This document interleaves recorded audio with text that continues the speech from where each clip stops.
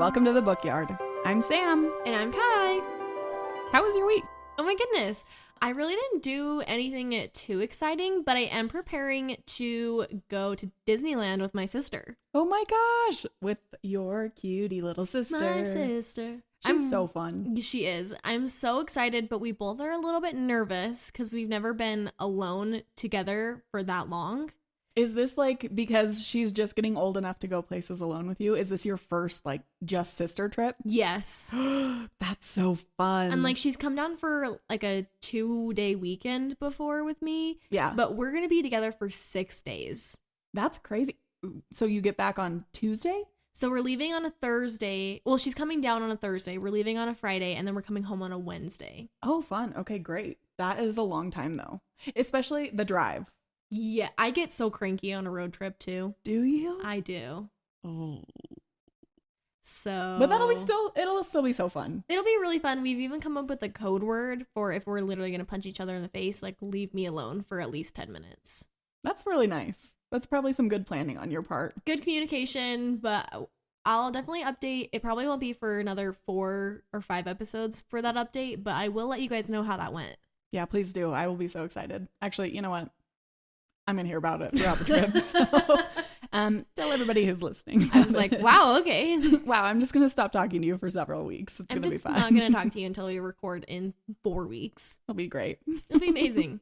Anyway, tell me about your week. What's new? How you doing? Well, I mean, you've already been along for the ride, but just for people who are listening. Yeah, this is for the people. This very cool position I'm in, right? Yes. I'm also over a community garden. We've already established that, talked about it here. But for some reason, at the place I work, they decided to do construction on the like grounds. Right. On the 3rd of July. So like right before the holiday. Yeah. And honestly, no one was there anyway. Like everyone took time off last week. So it was just like ridiculous, right? Yeah. So anyway, long story short, the water goes out in all the gardens and we're at like 95 degrees every day. I love that. So all of these community members are reaching out to me and they're like, who did this? We need water. So obviously I forced Kai and my mom. Oh my, forced is such a strong word. I said, do you want me to come? I can really help. And then you said, oh, that would be really nice. It was a forced situation. I bullied her into going to my work with me and helping me water all these plants with like gallon jugs that I brought with me. Yeah. It was not a fun situation. And I've gotten like 50 messages during the rest of the weekend that have been like, my plants are dry. And I'm like, girls, I don't know what to tell you. Women, men, bring water with you. Gardeners? I can't do anything. I'm not a plumber and I can't fix a main leak underneath like the earth. You're not capable of that? That wasn't in part of your resume? No. That wasn't part of my degrees. How dare you? Either of them. Honestly, I would be pissed too because that's your job to fix all of the plumbing. Yeah, no, for real. Anyway, it was like a very fun day, but yeah, I'm getting ready to go back for that tomorrow. Gonna load up way more water. Are you just like dreading it? Absolutely. It's one of those weekends where finally on Sunday you're like, oh my gosh, wait, I have to go back. No, do you have the Sunday scaries? Absolutely. Not the Sunday scaries. So big time Sunday scaries over here. Not because of my actual job, but just because of the like weird plumbing situation going on at my job. So very fun. I'm so sorry. The Sunday scaries really are the worst. It sucks because you're just like, what? Do you ever get the Sunday scaries? Yeah. Oh my gosh. I remember one time I literally paced around. Do you remember this? I was pacing around my room and I made my friend Veronica talk to me for like 3 hours because I was like, I'm scared. I don't want to go to bed. Yeah. Yep. No, I got them way more at our job, like when I worked with you, not because I was working with you, but because of other people and everything. Yeah. On Tuesday, you get the Tuesday scaries. I got the Tuesday scaries so bad because Wednesdays are so hard for me. I was just like, it's fine. It's fine. Yeah. So yeah, Sunday scaries happen every once in a while, but who cares? Some plants died, we'll work on them and it'll be great. It'll be great. I got the Sunday scaries yesterday and then I was like, wait, it's Saturday. It's Saturday. I know the long weekend. I was like, wow, I don't even have to be anxious until Sunday. I literally thought that on Friday as I wasn't at work. I did the same thing. And yesterday I was like, I don't even have to worry.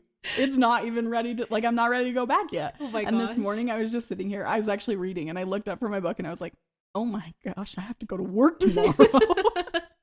That was a lot. Yeah, that was literally me on Friday night. I was like, oh my gosh, tomorrow's Sunday. And I have to do the week. And I was like, wait a minute. I'm so glad that is just like a shared experience. Maybe 'cause just I really with needed us. that. Yeah. Honestly, maybe no one else has felt that, but it's fine. It's fine. The pre-Sunday Saturday scaries. Yeah. Yeah. It was a moment of anxiety. And then I was like, wait, That's crazy. I have 24 hours to be anxious. I love that. I love when I procrastinate my anxiety. I'm always like, wait till you're a few hours closer. I just saw my doctor. Maybe I need to up that antidepressant. No, wait for winter for that. Oh, geez. Anyway, let's get started. Yay. Okay. This week, we're going to jump into one of our most anticipated releases of 2025. It is The Night and the Moth by Rachel Gillig. Yes! Yeah. Rachel, the queen you are. Can I just say before we even get started that I cannot wait because this wasn't a 5-star for me.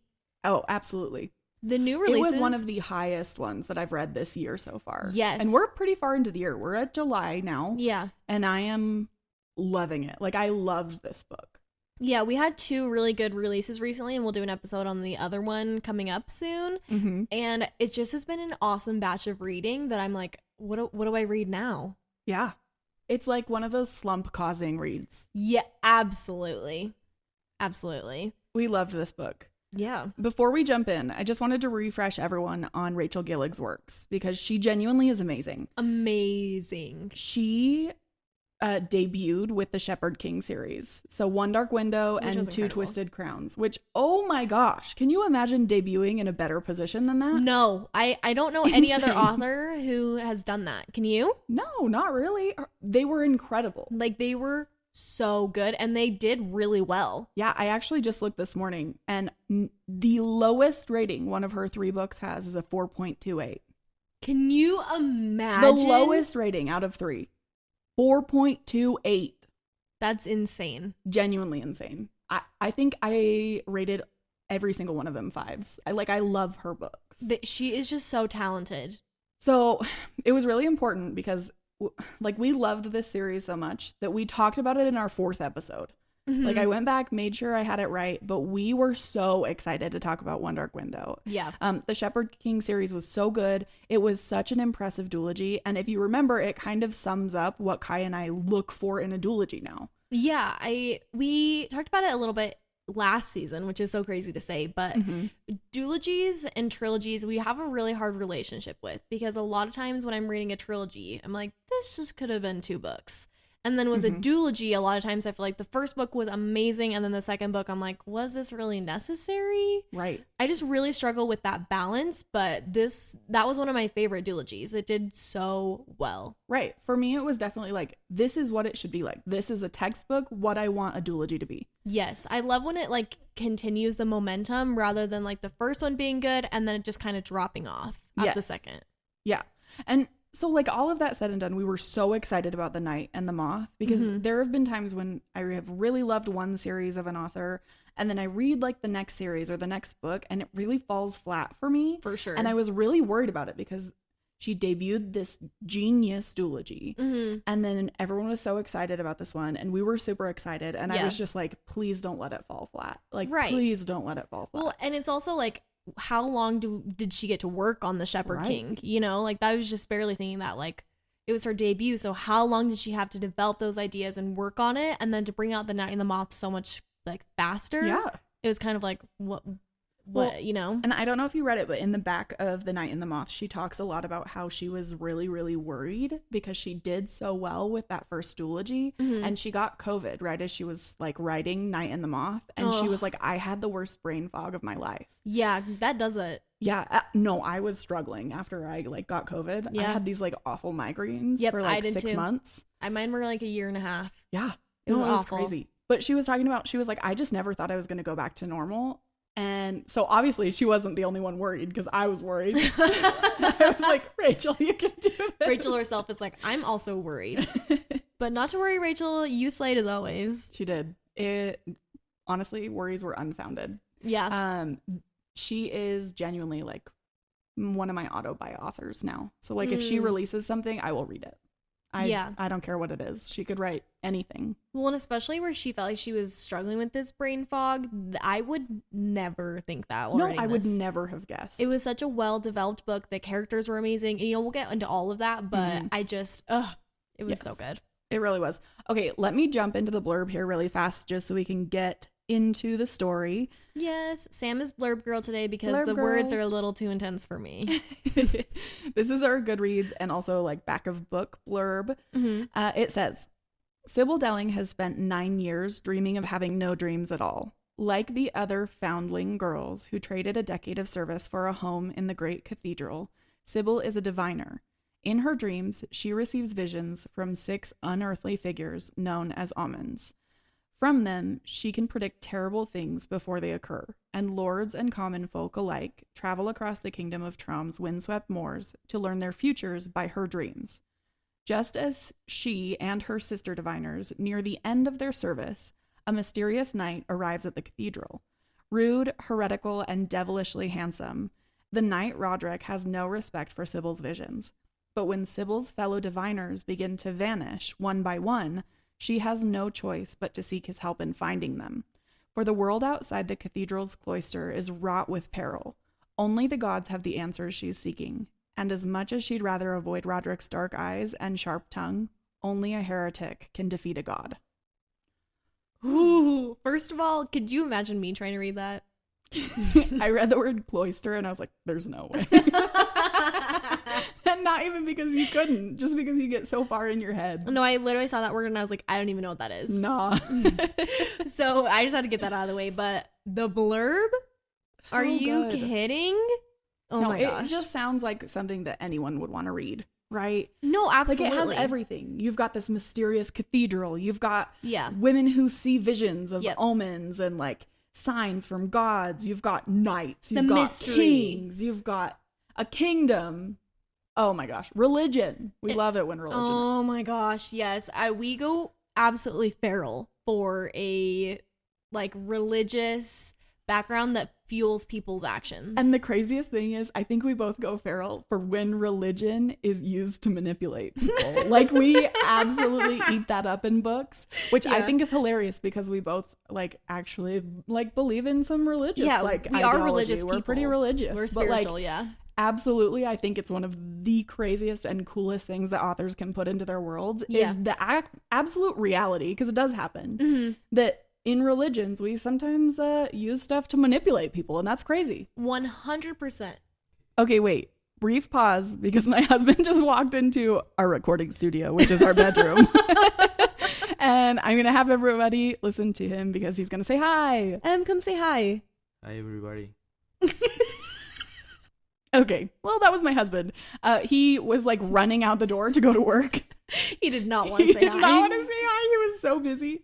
Like, I think he was supposed to leave like 5 minutes ago, and he was just running in here to grab shoes. And he was just like, ah! And we were like, say hi. Come here and say hi right now. But he loved it. Hi, everybody. Hi, everybody. He's so cute.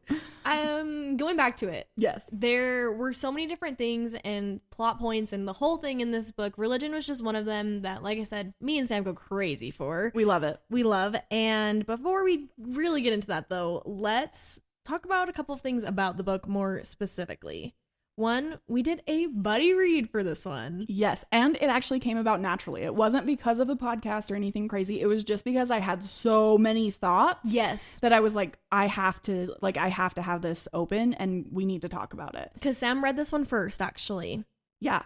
No, we definitely needed a buddy read for this one because it was so good. And it was hilarious because we had so many of the same thoughts. Yes, I don't know if you guys are familiar with Storygraph, but how it works is if you do a buddy read on it, you can put in comments and you put in the page that it's on and then you type your comments and then put it in. And your buddy that you're doing it with will put those in at the same time, but you can't see what the other person has said until you've gotten to that point.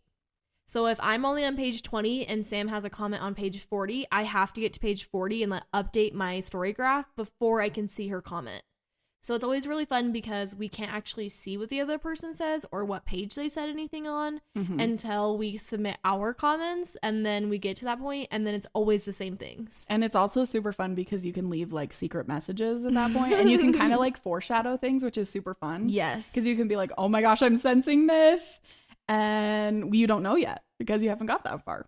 Because Sam is the best predictor on the planet. So it's also fun because she can kind of be like, I think this, and then it happens, and it's so crazy. And you're like, what? That's my favorite part. Yes. So you know what? It was really great. And I'm trying to think if there were any like specific comments that were just so funny. Well, I think to like kind of start out, we started and we're kind of just like, okay, we were getting the vibe for the book, and you can kind of see that in the buddy read, because we start out and we a lot of times will be like, okay, like first thoughts, or you know, Kai put on here like quotes that she liked, or you know, it's Kai, so she put, you just already know this is gonna be hot, or like it's classic because you start out a book and you're like, yeah, okay, I'm getting the feel for it, and then afterwards we kind of just realize things at the same time. So as we jump into like characters, it's really fun because when an author presents a character, a lot of times, you know, you make a comment about it and you're like, yeah, okay, I'm getting this vibe. Yeah. And it's super nice to have like a sounding board on this, because obviously Rachel Gillig is so great at crafting her characters. We were just talking about this. Even her side characters, they're people you genuinely like want to see succeed. Yeah. Like, and you care about them. Yeah. So it's so nice to kind of like have that sounding board as we're reading.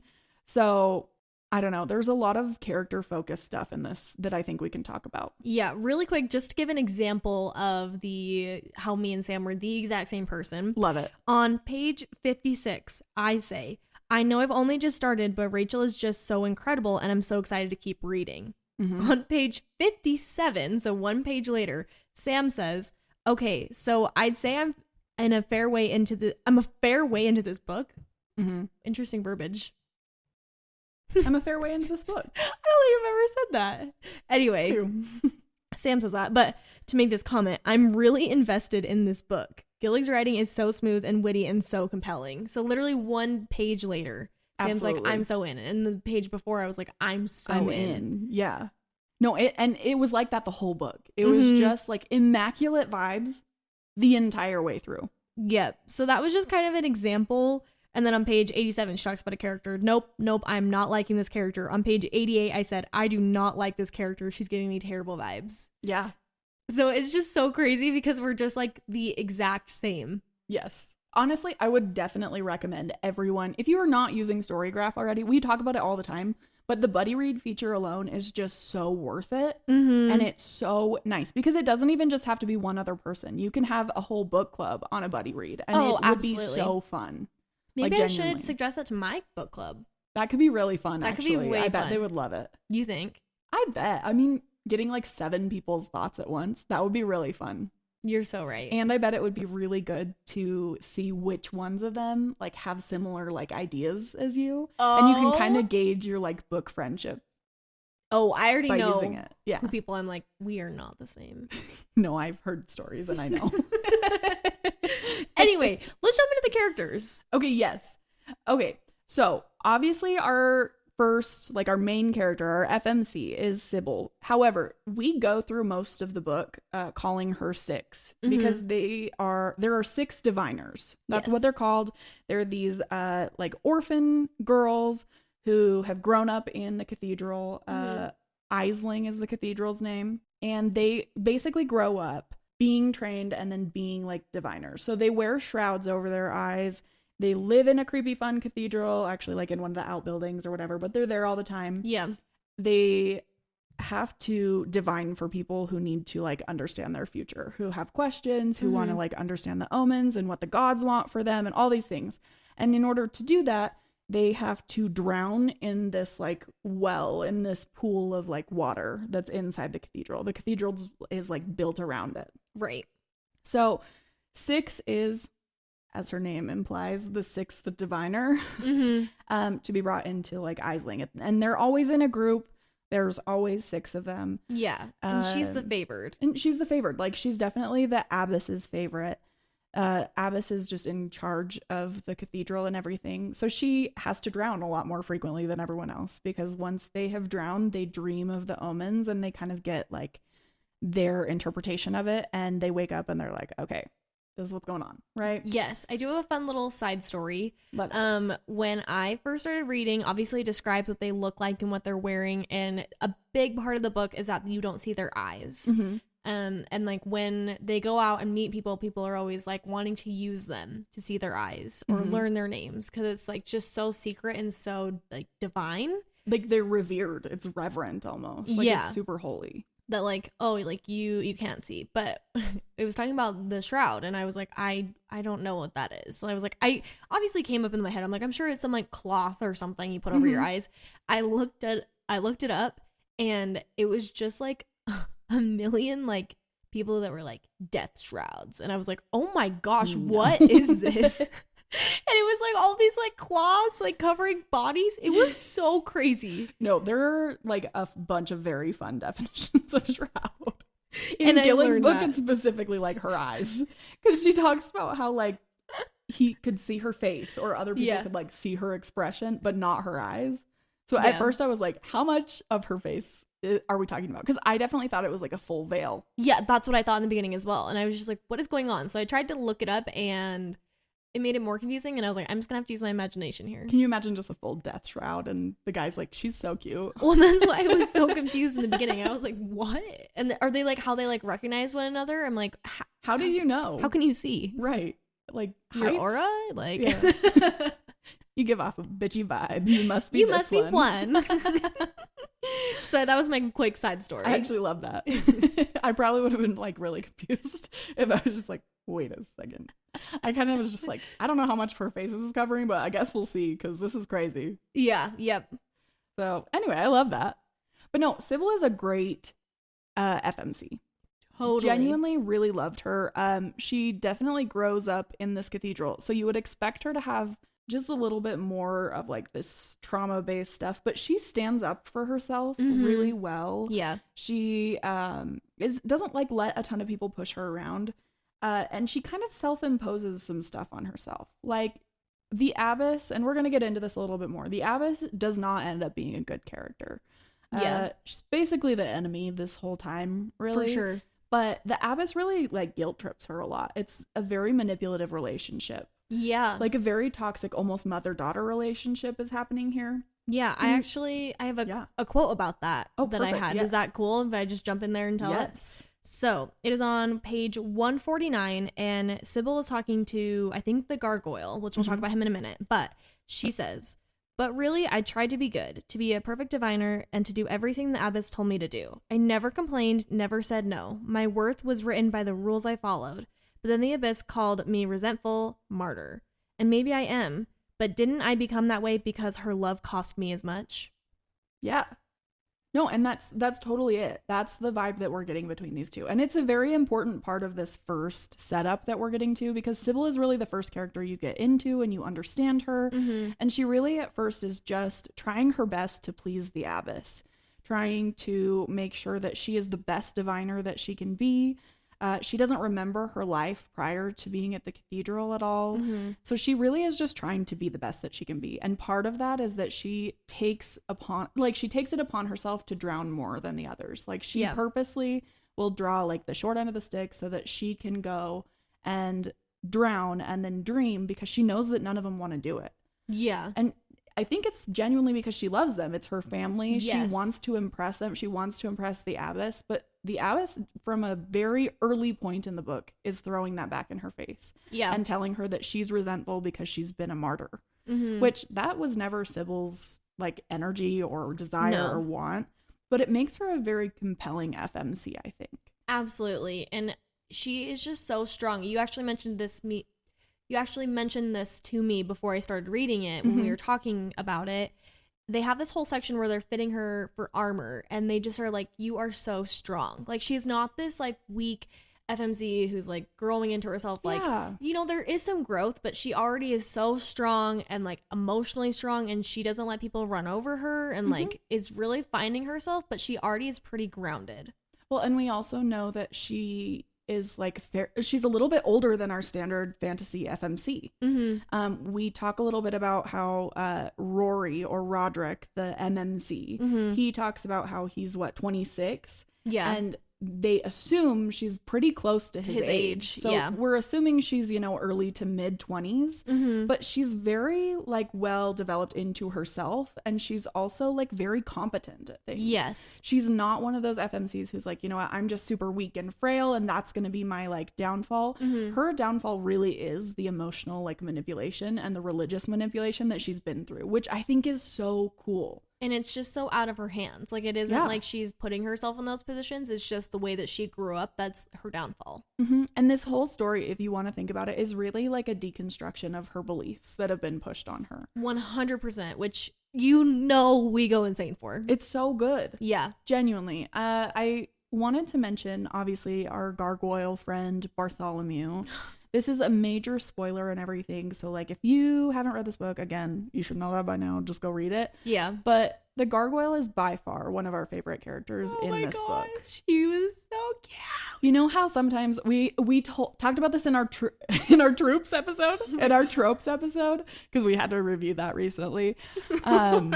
We talked about this in our tropes episode, but we love a good like animal sidekick or like a good sidekick, right? Yeah. He's not like a little animal, but he is so precious. And I think he counts because he's a gargoyle. 100%. And the fun thing, like, his fun little thing is that he calls everybody Bartholomew because the gargoyles, regardless of who you are, men, women, anybody, horses. He doesn't remember anything. Like, his memory is very short term is his whole like thing. So he just calls everybody Bartholomew, but he just has the best sense of humor and he loves to use like phrases that people commonly use, but he always says them wrong. He also, I think he's so precious as a side character.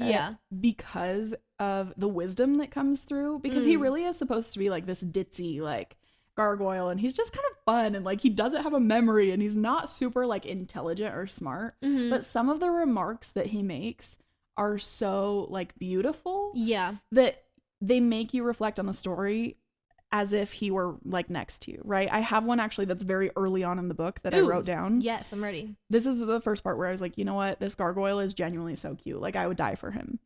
He says, because when they don't want to go drown and dream and everything, they used to like tell each other stories, all the diviners, right? About what they do after they got out of the cathedral, after they left, when their 10 years of service were over. Yeah.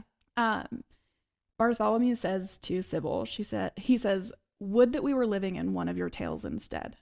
Would that things were different for you and me. He knows what these stories mean to her, right? And he's sensing that things are wrong. He knows that things are going wrong. And he doesn't really remember a ton of what happened, but he gets this sense of foreboding. And as he is like going through the situation with Sybil and her friends, her diviners, start disappearing one by one. Yeah. He like expresses this like intense desire to be in one of these stories where they could all get out and they could all be together and doing what they wanted to do. And he really wishes that these things were different for them, which I thought was so wise coming from someone so silly.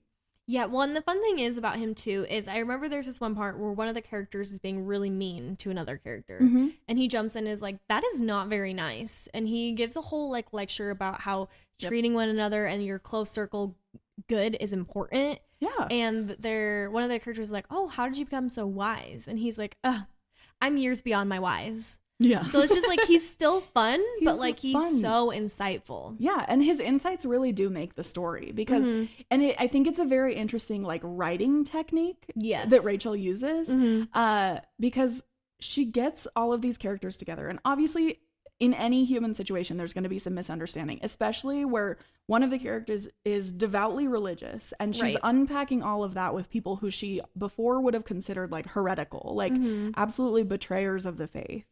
And then you get this intermediate character who can like have such beautiful insights that connect them all together. He was such a good character. I genuinely loved him. I would do anything for him. Me too.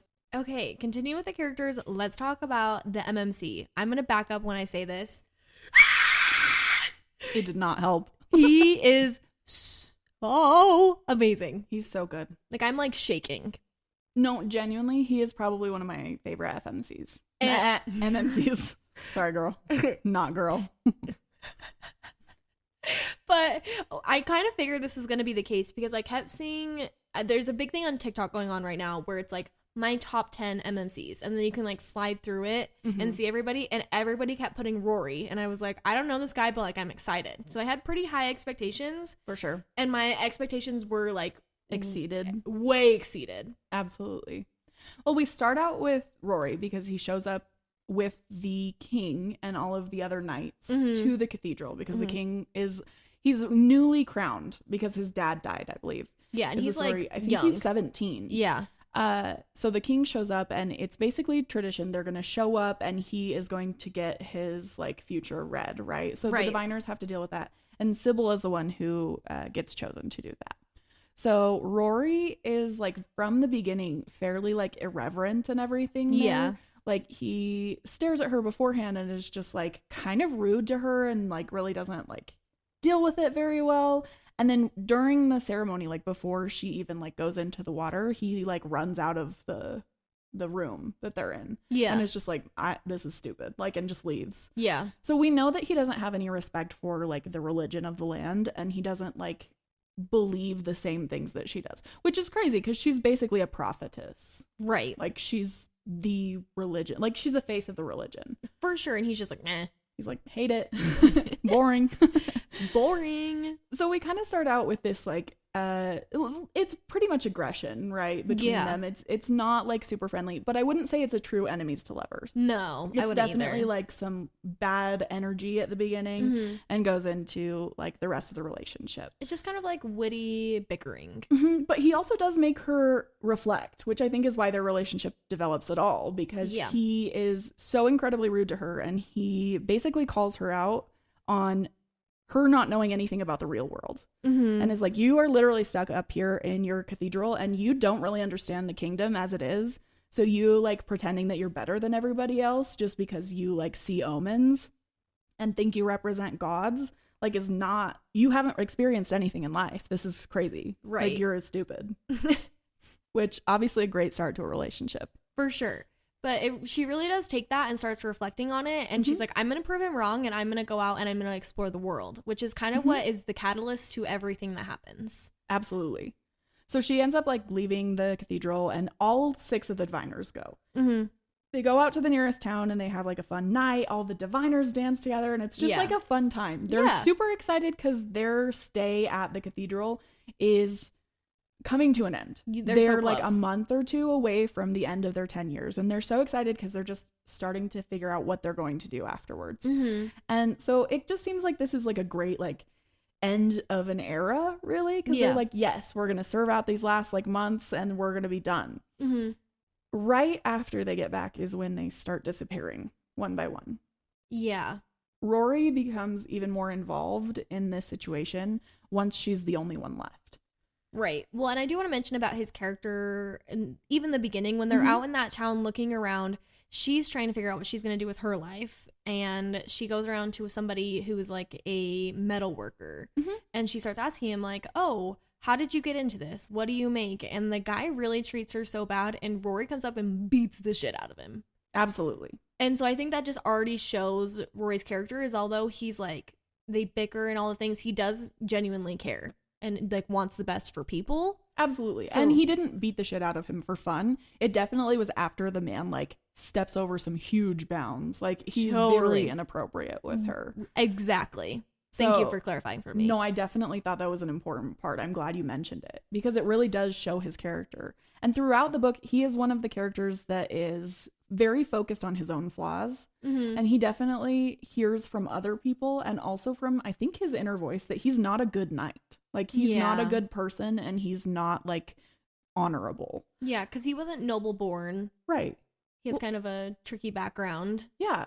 And we see that time and time again that his actions prove that wrong. Yeah. But I don't know that it's hit home for him yet in book 1. And I do hope it will. I hope so as well, because he really is a great guy. And if being a good knight means following blindly, then I don't want him to be a good knight anyway. I wouldn't want to be a good knight. Yeah. That'd be crazy. Yeah.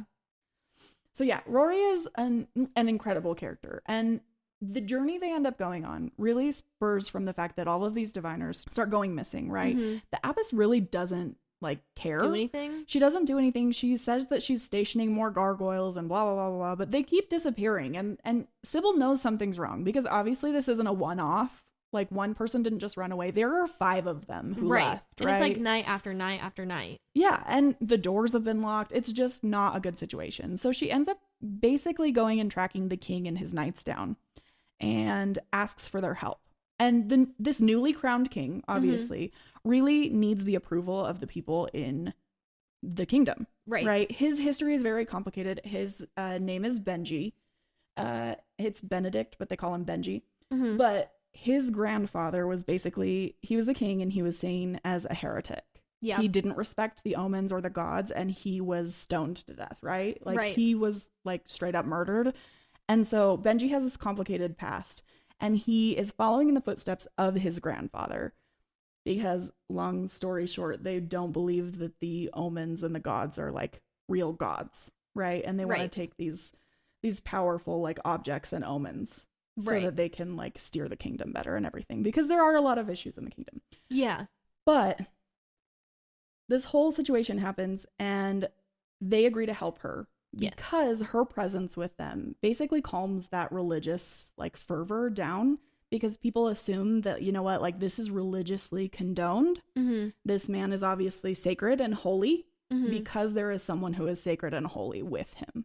So Sybil's presence really just like dulls down the like rebellion factor, because that's what they're doing. And so many people have never seen a diviner before. Like because they stay in the cathedral, like they don't go anywhere. So when all these people in the land see her, they're like, "What? Wow, you must be like amazing. Like, what is she doing with you?" Right, and they're consistently like, can you read my omens? What does this mean? I had a dream about this. What does that mean? Can you interpret it? Can you do this? And none of them really understand the way the religion works, even though they're deeply in it, which is concerning. Right. And we do see that. I can't remember what character brings it up, but later a character brings it up and is like, well, they don't even know how it works. We can do whatever we want. Absolutely. And Rory, for that reason, again, is such a good influence on her, because he is very blunt with her about the reality of her like indoctrination, basically. But he also gives her enough room to kind of understand that like this is also her life, right? And it's not really about everybody else, like, you know, the abbess who wants to use her, or, you know, she took up with the king and his knights so that she could like, they could help her solve this mystery, but they're also using her for her own devices. Rory is the one person in this book who urges Sybil to think about herself. Yeah, and choose herself and not be tied down to anybody. Which I love about him. I love it. I think we won't go into like the ending or anything crazy, but I do want to just cover these 2 characters because we do have like a very short amount of time here. We wanted to go over Benji a little bit more, but we wanted to go into Maud as well. She is one of the main knights that we see interacting, and one of the very few people in the like inner circle of the king. She's a little bit older and basically like raises Benji after his grandfather's gone. She takes like Rory in too. She's just a good knight, and she's really everything that the kingdom wants to show. She's honorable. She's strong. She's well respected in her own kingdom. Yeah, everybody loves her and they want to be like her. Just a quick little thing. There is a part where Maud is talking to Sybil and they're talking about Benji becoming a king and growing up. And Sybil is just very like, he wants to be like you. So I think that really goes to show more of her character as well and how incredible she is, because the king is wanting to be like her. Yeah. She's just such an amazing role model and is a really great person. Yeah, she's one of the main side characters that you really grow to care about, and she grows to care so much about Sybil and Bartholomew and Rory, and like she is just a good person. Yes. And I think she's a very good like moral compass for the group. Absolutely, because we're going to talk about Benji here, and Benji obviously throughout this first book is not like a villain. Right. He's wanting for the better. He's like, I'm trying to collect all of these things to better the kingdom because I'm the king and I'm following out my grandfather's work. Yeah, and he specifically points out like people are going hungry. Like, people are in need. They don't have food. They don't have this. And we are sending so much money to like religion and to the cathedral. And we don't really understand our own beliefs. Like, this is just not a good situation. So obviously, as Sybil's unpacking, she's realizing like, this is the team that I want to be part of. Right? Yeah. Yeah. And you really grow to feel for Benji because he is so young, and you watch him sacrifice quite a bit throughout this journey. Yeah. Like, his pride and a lot of things come about where he has to basically become like someone else. He has to put on this show that he is not who he really is. And put himself to the side. Yeah. And he's so much younger than them. Like, he's a character that you grow to like. For sure. And I think that it's hard because in the beginning, Sybil's very like, why don't you address him like a king? Yeah. And they're just like, oh, he's just Benji. And I think that that's fun. But like, the more that time goes on, the more that Benji's kind of like, wait, no, like, why are you guys calling me that? Like, we really see his growth from having good intentions to being more like, wait a minute, you know? Yeah. Well, and I think there is a quote in the book. Hold on. Yes. Okay. I found it. So I don't know that it was necessarily Benji, but two people say it throughout this book. They say like, oh, this sounds awful, like when I say it out loud. Yeah. And then the other person says, true things often do. Yes. Right? Yeah. So you see Benji in this light that, you know, he's illuminating this girl's like world because he's basically showing her that everything she's ever believed in is wrong. And they sound awful. The things sound awful, right? Yeah. But true things often do in situations like this. Right. However, Benji at the end also, I think, repeats this saying because he's talking about how sometimes you do awful things. Like, and sometimes that's the truth. Like, sometimes that's how it goes.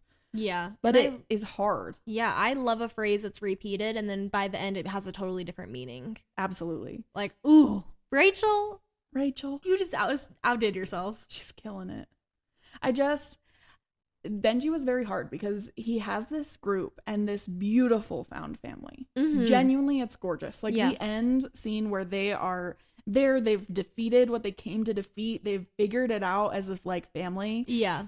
Genuinely so heartbreaking because they have everything they've ever wanted. Yeah, literally. And there is a clear path forward in the future. But it's at this point at the end where Benji has like fully come around into the fact that this isn't actually what he wants for his future. He wants more, right? Yeah. And he's kind of been led into this like power hungriness is almost how it felt. Yeah, well, it's just so hard. He's such a complex villain because he is 17. Yeah. I hate to say it, but like, it's not that I'm giving him grace necessarily, but more like, I mean, he's 17 and has the world at his hands and he could continue to grab more.